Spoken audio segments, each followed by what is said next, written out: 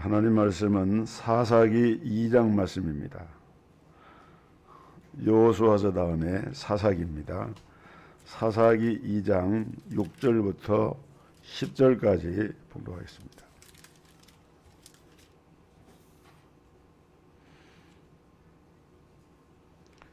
구약성경 362면 사사기 2장 6절부터 봉독합니다. 전에 여호수아가 백성을 보내매 이스라엘 자손이 각기 그 기업으로 가서 땅을 차지하였고, 백성이 여호수아의 사는 날 동안과 여호수아 뒤에 생존한 장로들 곧 여호와께서 이스라엘을 위하여 행하신 모든 큰 일을 본 자의 사는 날 동안에 여호와를 섬겼더라. 여호와의 종 눈의 아들 여호수아가 110세에 죽음에 무리가 그의 기업의 경내 에브라임 산지 가스산 북 딥낫 헤레스에 장사하였고, 그 세대 사람도 다 그 열조에게로 돌아갔고, 그 후에 일어난 다른 세대는 여호와를 알지 못하며 여호와께서 이스라엘을 위하여 행하신 일도 알지 못하였더라. 아멘.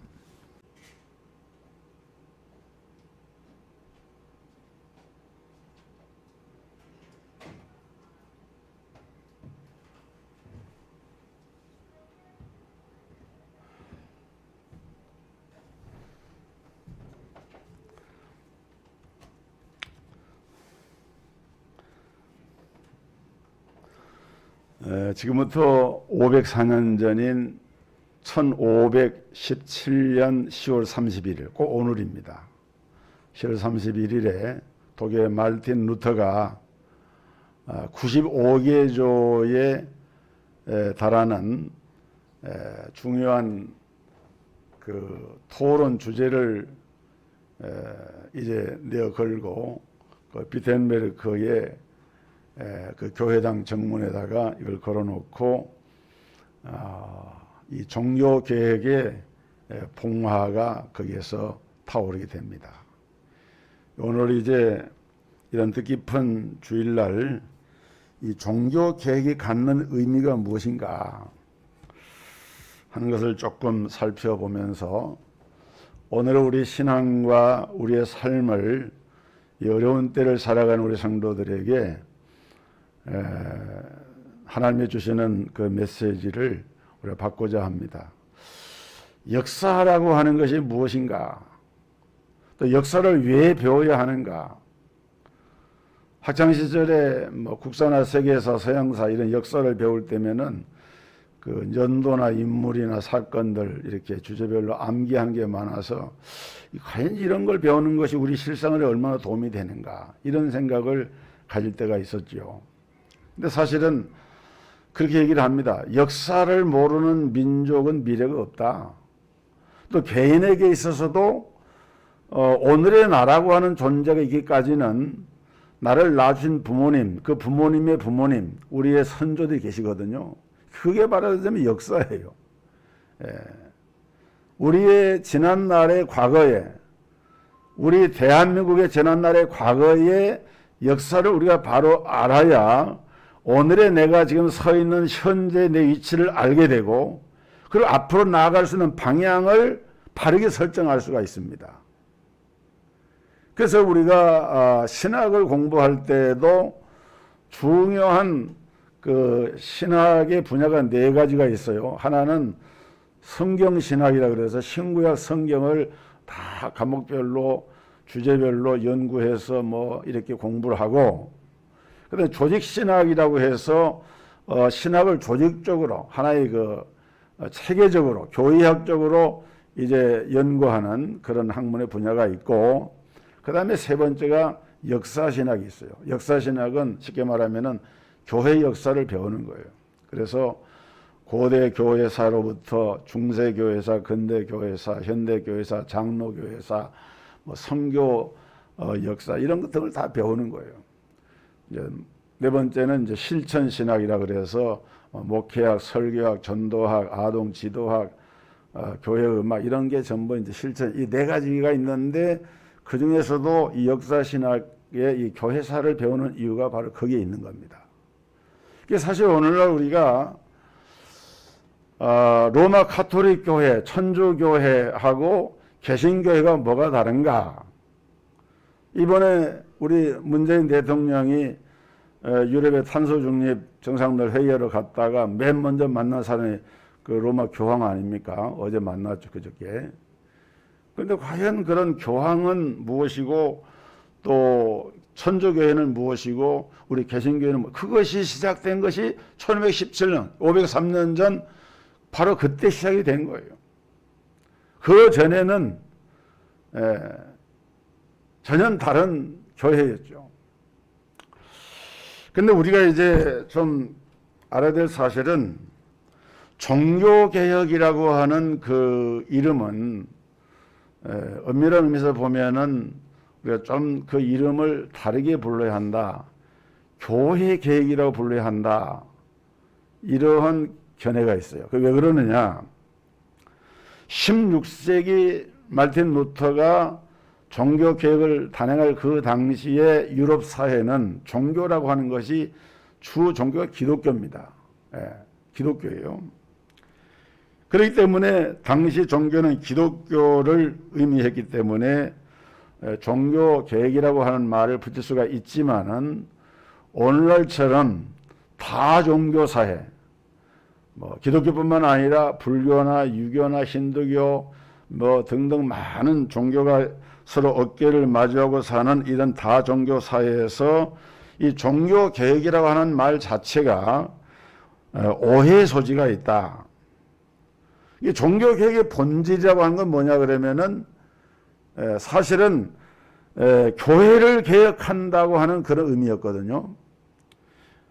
그럼에도 불구하고 우리 한국 기독교가 종교개혁이라고 이렇게 부르게 된 것은 우리가 일제 침략을 받아가지고 이런 면에서도 일본의 영향을 받고 일본의 번역을 따랐기 때문입니다. 일본에서는 이 16세기의 개혁을 칭하는 The Reformation이라고 하는 말을 번역할 때 이걸 종교개혁이라고 번역을 했는데 우리는 일본을 통해서 이 서양사를 배웠기 때문에 자연스럽게 아무런 무슨 이의가 없이 그냥 종교개혁이라고 이렇게 쓴 거예요. 그런데 우리나라의 이제 최초의 신학교라고 할 수 있는 이 평양신학교, 오늘날 총신대학교나 이 광나루에 있는 장로신학대학교의 모체가 된 학교가 평양신학교 아닙니까? 이 평양신학교에서 교회사를 가르친 독일 출신의 호주 선교사였던 왕길지 선교사가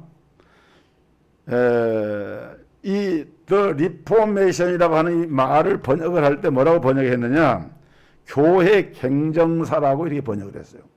여기서 갱이라고 하는 것은 고칠 갱자, 바를 정자, 교회를 바르게 고치는 역사, 교회 갱정사라고 번역해요.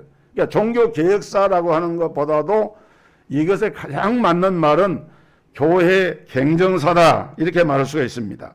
종교개혁은 사실상 교회개혁이었고 오도되고 왜곡된 중세교회 신학을 개혁하고 성경적인 교리를 재확립한 그런 사건이 종교개혁이었습니다. 그래서 종교개혁의 5대 솔라, 오직 성경, 오직 은혜, 오직 믿음, 오직 그리스도, 오직 하나님께 영광, 이 5대 솔라, 오직을 주장을 했는데 이것은 오늘날도 우리 개신교, 우리 개혁주의 신학의 가장 기본적인 틀이 되어 있고 그 종교 개혁에서부터 이 5가지 이 솔로를 부르짖고 오늘날의 우리 개신교회가 존재하고 있는 것입니다.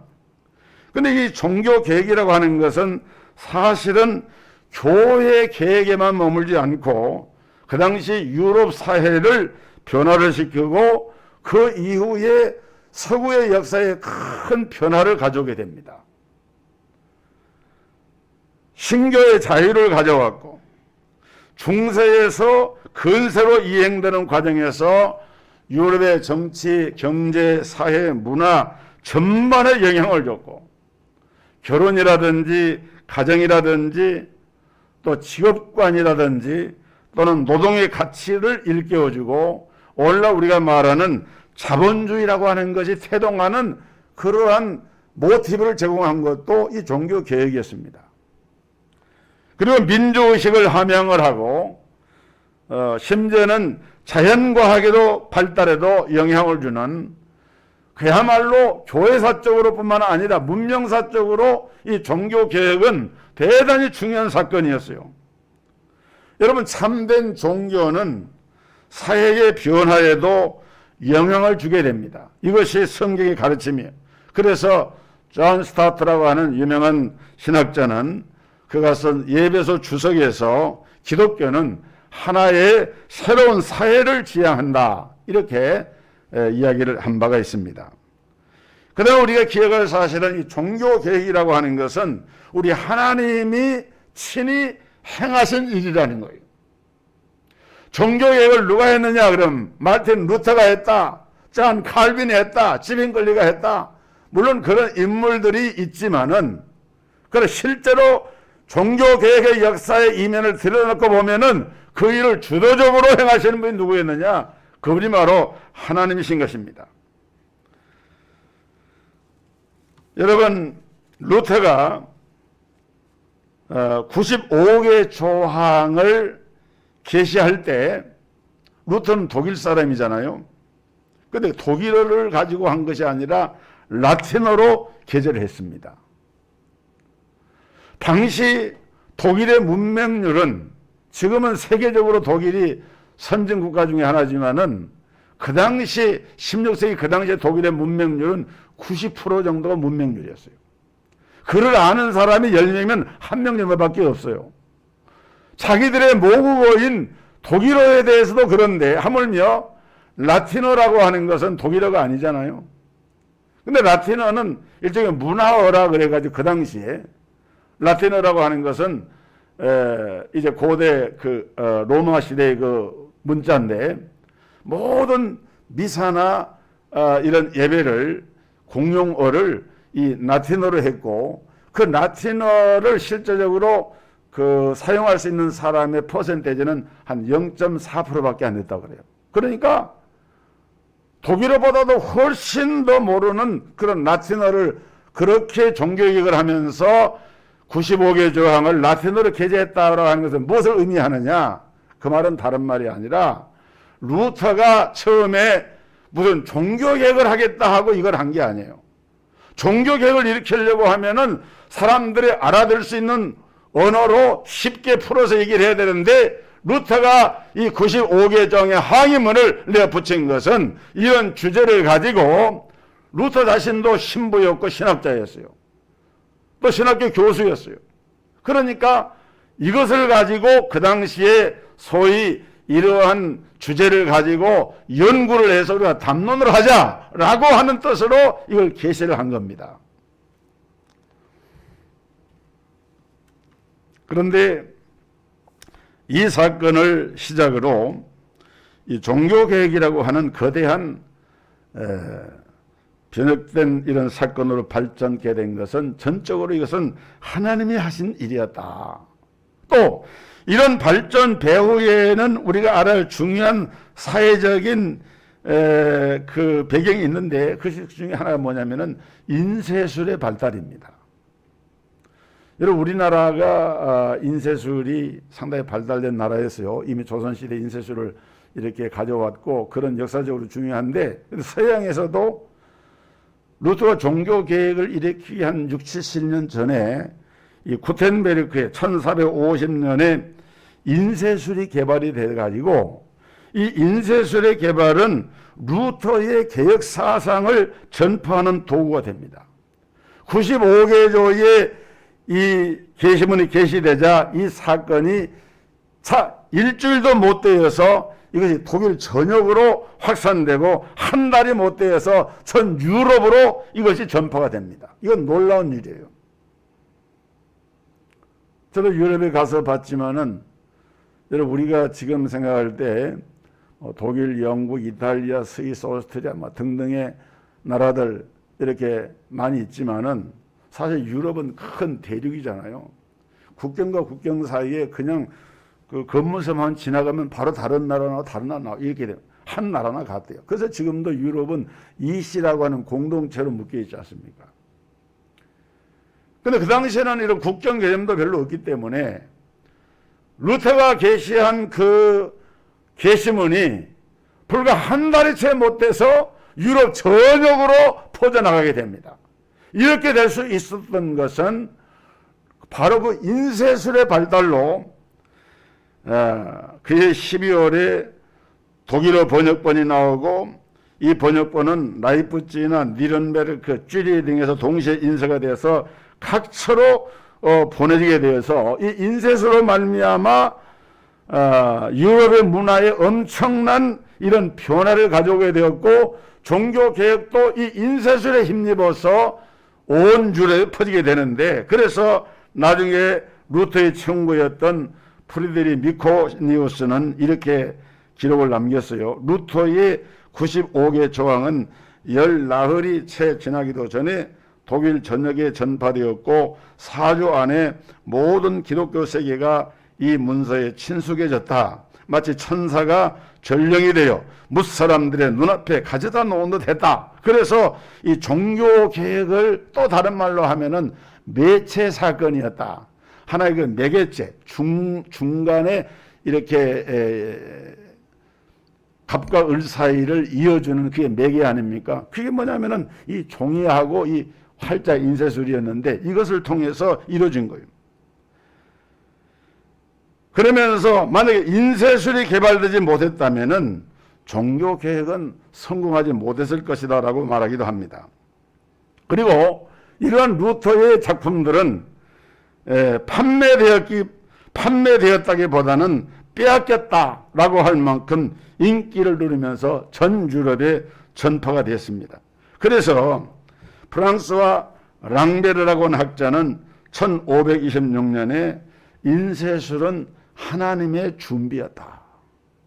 이 하나님께서 루터의 종교 개혁을 성공시키기 위해서 이미 수십 년 전에 인쇄술을 발명해내서 그것이 인쇄술의 힘을 입어서 이렇게 이제 종교 개혁을 진행할 수 있는 길을 열어줬다는 것이죠. 루터 자신도 그가 쓴 탁상 논담에서 인쇄술은 하나님께로부터 받은 최후의 선물이며 가장 위대한 은총이다.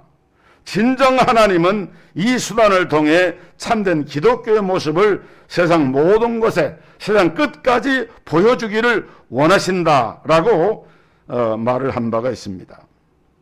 그래서 우리는 이 종교개혁은 하나님이 이끄신 것이고 독일 속담에는 이런 말이 있어요. 사람은 생각하고 하나님은 이끄신다.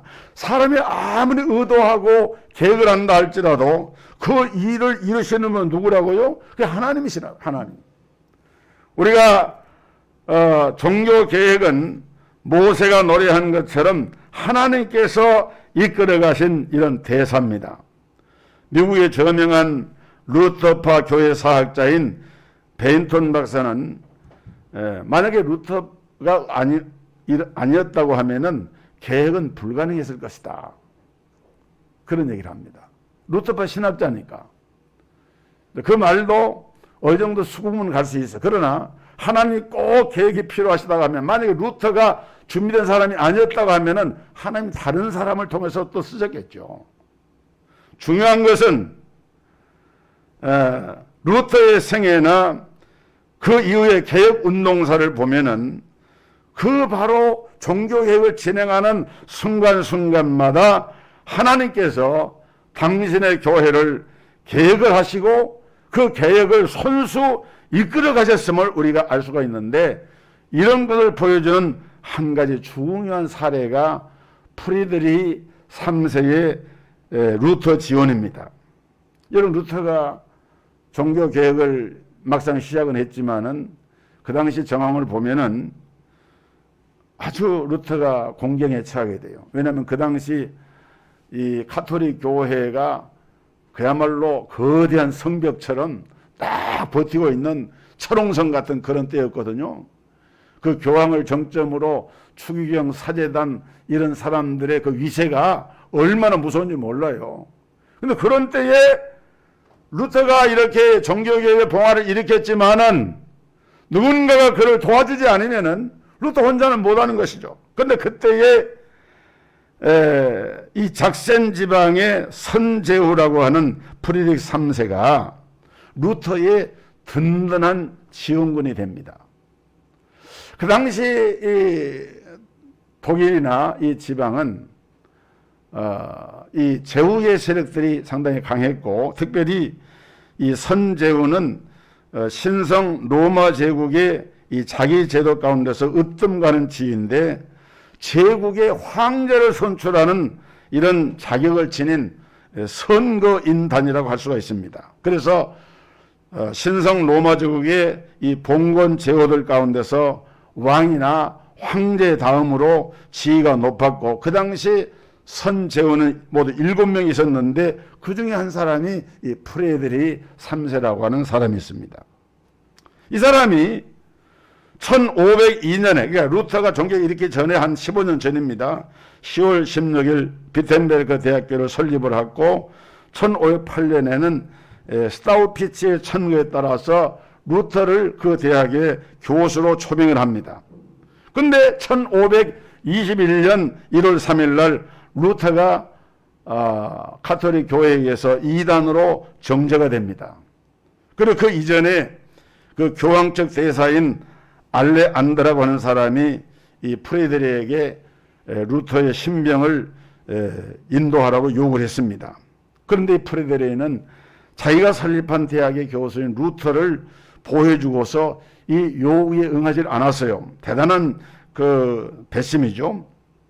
그 다음에 이제 나중에 브룸스에서 열린 제국의회에서 정치적으로 이단으로 정죄를 하고 루터를 로마로 압송을 하든지 이 작센 지방에 추방하든지 둘 중에 하나를 선택하라, 이런 요구를 했을 때 이 프레드리히는 이 브룸스에서 비텐베르크로 돌아가는 여정에 있는 이 튀링겐의 이 삼림지대에다가 기사를 매복시켜 놨다가 루터를 납치해 가지고 발트부르크 성에다가 숨겨둡니다.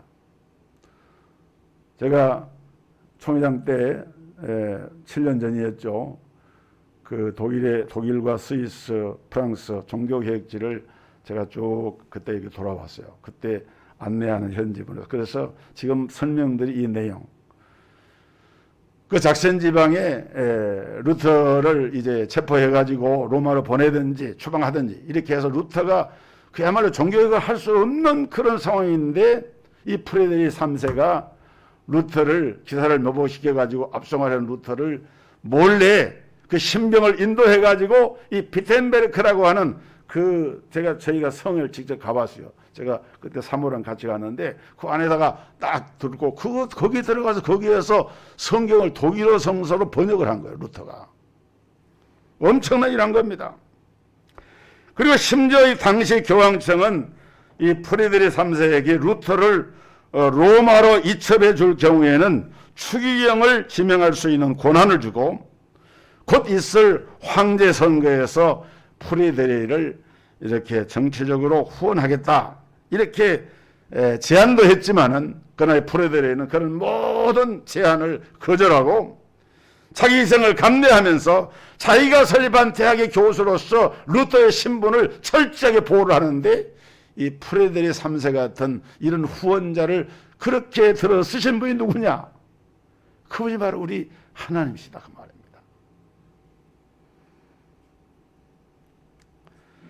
만약에 프레드리히의 이런 배려가 없었다면은 루터는 그때 잡혀서 죽었을 것이고 교회 개혁은 심각한 타격을 입었을 것입니다. 따지고 보면 이런 역사의 발전을 추구하나 눈에 보이지 않지만은 그 일을 섭리하고 절대적인 주권을 가지고 그 일을 행하신 분이 누구냐라고 할 때 그분이 바로 우리 하나님이시다. 그 다음에 우리가 생각할 부분은 중세 로마 가톨릭 교회의 문제는 지도자들의 문제였습니다. 우리는 중세 교회를 가리켜서 부패한 교회였고 타락했다고 말하는데 중세교회 문제는 크게 두 가지예요. 하나는 교리적으로 성경을 이탈한 것이고 다른 하나는 도덕적이고 윤리적인 타락입니다. 근데 교리적인 문제는 저도 강단에서 설교도 많이 했고 또 여러분들도 그런 말씀 많이 들었을 거예요. 교리적인 부분은 여기서는 언급을 하지 않고 시간상 문제는 도덕적인 윤리적인 타락입니다.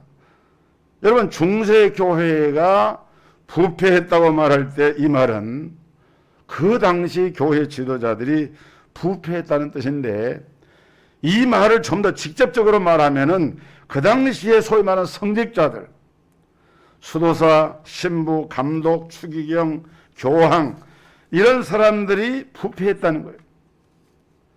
이런 점을 실증해주는 여러 사례들이 있는데 여러분 유럽에 가보면은 오래된 성당들이 많잖아요.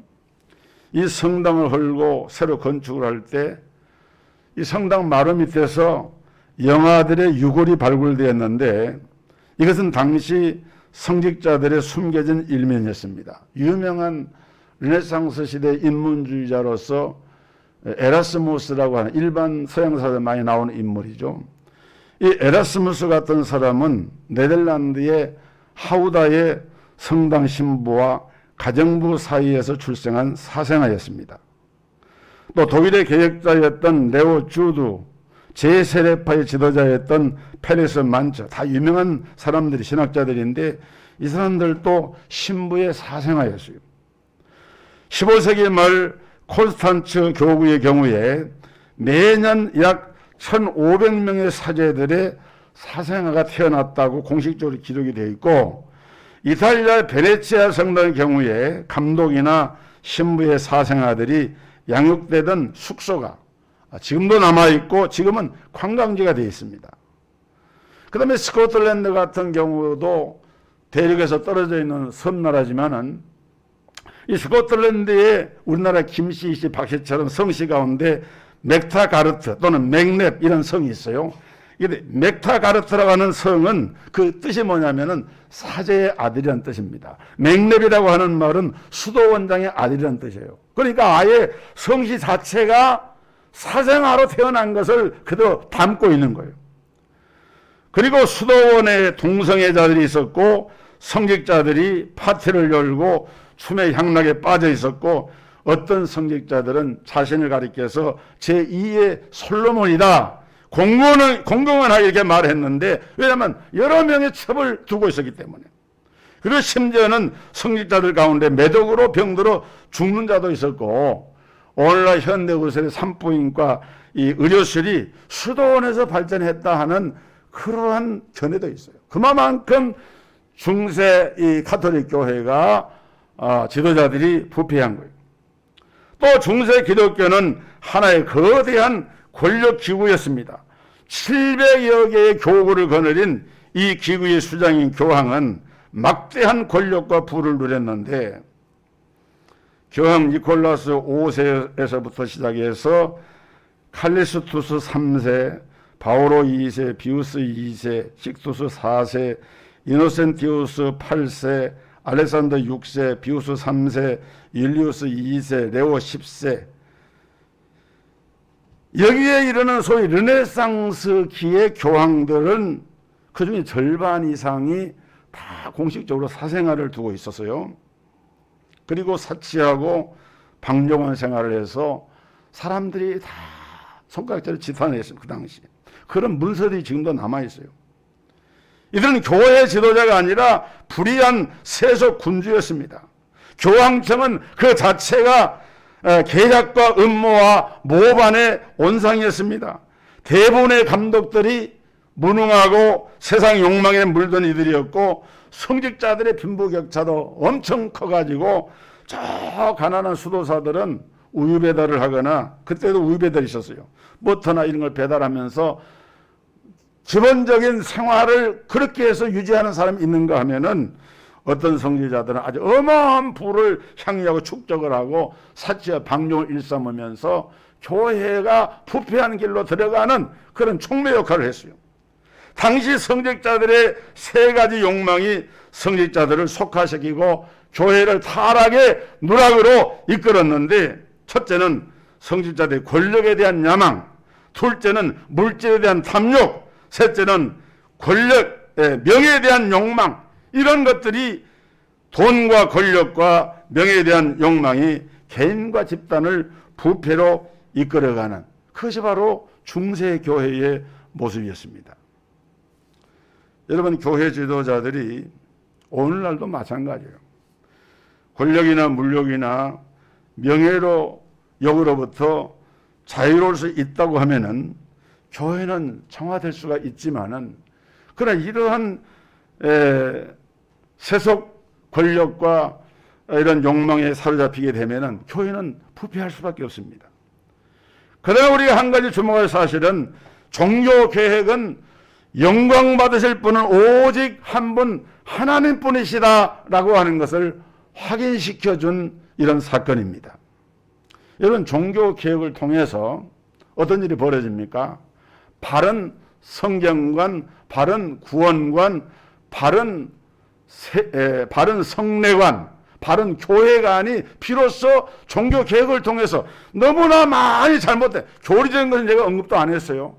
그런데 이런 많은 부패하고 잘못된 그런 교리들이 막 양산이 됐는데, 그것을 돌이켜서 원래 성경대로 돌아가는 그런 운동이 종교 개혁을 통해서 일어나게 돼요. 그러면서 우리 그리스도인의 삶의 궁극성이 무엇인가를 분명하게 해명을 했는데, 그래서 한마디로 말하면은 하나님께 영광 돌리는 거예요. 하나님께 영광. 이 하나님께 영광 돌린다고 하는 말은, 우리가 영광을 돌릴 유일한 분은 오직 성삼위 하나님 한 분이시다. 그리고 하나님께 영광이라고 하는 말을 다른 말로 표현하면 하나님 중심주의라고 하는 말입니다. 이 말을 바꿔 말하면 하나님 중심이 아니라고 하면 무슨 중심이 될까요? 인간 중심이 되는 것이고, 그 인간 중심의 최정점에 누가 있느냐? 교황이 있는, 교황 중심이 되는 거예요. 여러분, 교황은 성경적으로 볼 때 근거가 없는 인간 고위 직분자입니다. 이것은 성경을 근거한 것이 아니라 교회관이 변질이 되니까 자연스럽게 교황에 대한 이런 잘못된 역사가 만들어진 거예요. 그다음 교황은 어떤 신분이냐? 흔히 교황을 가리켜서 로마의 주교, 사도 베드로의 후계자, 바티칸 시국의 원수, 그리고 지상에서의 그리스도의 대리자, 이런 어마어마한 이런 그 수로로 불립니다. 또 로마 카톨릭은 성 베드로와 바울의 대축일인 6월 29일에 가까운 주일을 교황 주일로 지키고 있어요. 그러면서 교황은 절대 권력을 지상에서 누립니다. 지금도 대통령이나 미국 대통령도 가면은 먼저 거기 가서 인사하고, 그게 지금 교황의 권위가 지금도 중세에 맞지는 못하지만은 지금도 이 교황의 세속 권력이라고 하는 것이 지금도 대단한 거예요.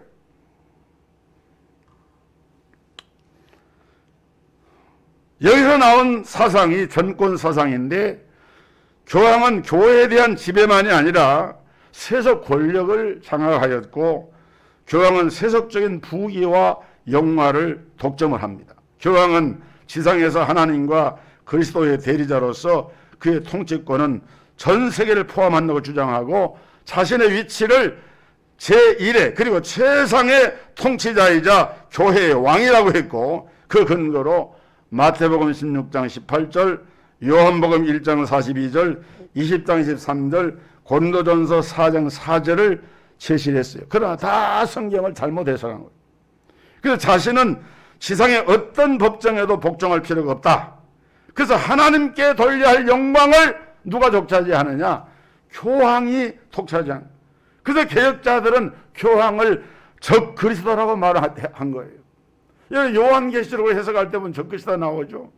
성경 해석사에서 이 적그리스도가 누구냐라고 할 때에 교황을 적그리스도로 지목하는 이유가 바로 여기에 있는 거예요.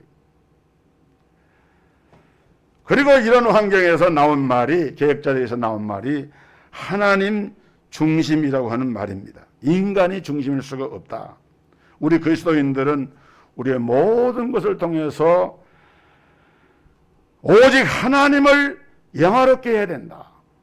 이것이 종교개혁자들, 특히 요한 칼빈이 가르쳐준 루터의 뒤를 이어서 거의 동시대에 종교개혁의 두 기둥 중에 한 사람이던 칼빈이 가르쳐준 그리스도인의 삶의 방식입니다. 칼빈은 1543년 출판된 교회 개혁의 필요성에서 어떤 교회가 참된 교회인가라는 질문을 제기하고 종교개혁의 정신을 해명을 했습니다.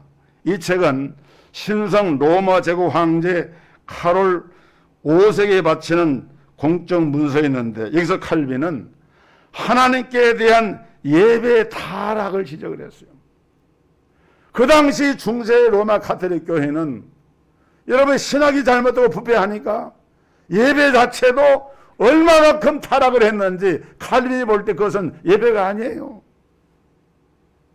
하나님의 위대하심과 거룩하심에 합당한 경외를 표현하는데 당시 로마 교회의 거짓된 그리고 잘못된 예배를 칼빈은 여지없이 지적을 합니다. 뭐라고 말했느냐? 저들은 말로만 모든 선한 것의 영광을 하나님께 돌린다고 떠버리지만 실상은 성인들에게 이것을 돌렸다. 인간 교황에게 돌리고 있다라고 지적을 한 거예요. 그래서 하나님의 절대 주권을 강조했던 칼빈에게 있어서 오직 하나님은 영광을 받으실 만한 유일한 분이시고 그에게만 영광을 돌려야 한다라고 하는 것을 강조를 하면서 그 종교개혁자 루터나 칼빈에 의해서 그 이후의 세대들이 만들어진 하이델베르 그 요리문답이나 웨스트민스터 신앙 고백이나 요리문답에서 바로 그러한 종교개혁자들의 오직 하나님 중심, 하나님께 영광 돌리는 이 사상을 이것을 우리 개혁주의 신앙과 신학의 뼈대로 이렇게 정립을 하게 된 겁니다. 그래서 종교개혁은 우리들의 모든 것을 통해서 오직 하나님만을 영화롭게 해야 한다 하는 것을 가르친 거예요. 자, 그러면 오늘날 우리가 종교개혁을 이제 말씀을 좀 마무리하려고 하는데 종교개혁을 진정으로 우리가 오늘날 우리 시대에 기념한다고 하는 것은 무엇을 의미하느냐? 그것은 이 개혁자들의 신앙과 그 교훈을 우리 후세에게 전하기 위해서 우리가 이걸 기념을 하는 거예요. 지나간 과거 역사를 왜 우리가 배우고 되돌아보느냐? 오늘날 우리 시대에 이러한 종교개혁자들의 신앙과 자세를 우리 후세들에게 전달하지 않으면은 우리도 똑같이 로마 가톨릭 교회 전체를 밟게 되는 그런 결과를 가져오게 됩니다. 여러분, 종교개혁 504주년을 맞는 오늘날 우리 시대는 어떻습니까? 이신칭의 교리에 대한 새로운 해석이 대두되고 있습니다. 인간 구원에 있어서 믿음으로만으로는 부족하다, 이렇게 말을 하는 사람들이 점차 늘어나고 있어요. 또 루터교와 로마교, 또 영국 성공회의 교리적 타협이 시도가 되기도 하고 우리 한국 기독교계는 이단들의 공개적인 활동이 우리를 위협하는가 하면은 성소수자의 인권 보호라고 하는 이름으로 동성애, 동성결혼에 대한 법적인 보호를 주장을 하고 있어요. 지금 정권이 새로 바뀌려고 하는 때에 근래에 오니까 지금 정부 여당에서 성소수자 인권보호법을 다시금 제출해가지고 통과시키려고 정치권에서 상당히 지금 그런 움직임이 있습니다. 정말 우리가 주의해서 볼 일이에요. 그런가 하면은 이슬람은 오늘 우리 한국 사회에 심각한 도전이 되고, 지금 한국의 이슬람 인구가 얼마쯤 되냐 아십니까? 한 21만 명쯤 된다 그래요. 근데 중요한 것은 2050년도에 가면은 기독교 인구보다도 이슬람 인구가 더 많아질 것이라고 이렇게 예측을 하고 있어요. 현실화 될지 안 될지 몰라요. 그런데 상당히 그런 개연성이 있는 그런 상황이에요. 기독교 인구는 줄어들고 있고 이슬람 인구는 점차 우리 사회 각 방면에서 퍼져나가고 있는 그런 상황이에요. 이런 오늘의 현실에서 오늘 우리가 받은 종교개혁자들의 가르침과 개신교 신앙, 역사적 기독교회의 위대한 유산인 장로교의 신앙을 우리 후손에 잘 전수해야만 하는 것이 오늘 우리의 과제가 되어 있어요. 그런데 오늘 봉독한 사사기 2장에 보면은 오늘 봉독한 말씀 가운데 두 개의 구절이 핵심 구절이 7절과 10절에 나와요. 7절에 보면 여호수아와 여호와께서 행하신 구원의 역사를 보고 아는 사람들이 살아있는 동안에는 여호와를 섬겼다 그랬어요. 사사기는 여호수아서 다음에 오는 시대 아닙니까? 여호수아가 살아있을 때, 여호수아가 110세에 죽었는데 살아있을 동안에 하나님 섬겼습니다. 또 여호수아와 같이 활동했던 장로들, 이 장로들은 출애굽 당시에 20세가 안 됐어요. 20세 이상 된 사람 다 죽었고, 출애굽할 때에 20세 미만이었는데 광야 40년 세월을 거치면서 많은 훈련을 받고 여호수아와 함께 가나안 땅에 들어가서 생존했다가 그 장로로서 교회를 지도하고 그 회중을 지도했던 사람들이 그나마도 살아있을 동안에는 여호와를 잘 섬겼다 이 말이에요. 그런데 10절에 보면은 여호수아와 그 시대 사람들, 그러니까 지금 말씀드린 바로 그 시대 사람들이 다 죽은 후에 일어난 다음 세대 사람들은 여호와를 알지 못하며 여호와께서 행하신 일도 알지 못했다. 한마디로 말하면은 신앙의 개성이 이루어지지 않은 거예요. 그 사사시대가 250년 동안 지속이 되는데 계속해서 하나님을 반역하고 사사 일으켜서 다시 세우면 또 하나님께 순종하다가 또 반역하고 그러면서 결국은 이제 이 사사시대가 종막을 후할 때까지 그런 역사가 반복이 됩니다. 하나님을 알지 못하니까 하나님이 행하신 일도 알지 못했다. 모든 문제의 원인은 하나님의 말씀에 대한 무지가 중세 로마 카톨릭교의 타락의 원인이 되었던 것처럼 오늘 구약시대라고 하는 이 사사시대의 구약의 이 암흑시대를 이렇게 맞이하게 된 이유도 다른 데 있는 것이 아니라 그들의 신앙의 주상들이 그렇게 지키고자 애썼던 신앙을 바로 지키지 못할 때, 여호와를 알지 못할 때 그 사회가 엄청난 흑암과 죄악 가운데 빠지는 결과를 가져온 거예요. 역사는 반복이 된다고 합니다. 오늘 짧은 시간에 종교개혁주를 맞이해서 종교개혁이 가지는 의미와 또 우리가 존재하는 이걸 기념하는 목적이 어디 있는가를 말씀을 드렸는데 우리 함께 기도하고 이 신앙 개성이 얼마나 중요한지를 깨닫는 그런 좋은 기회로 삼으시기를 주의 이름으로 축복합니다.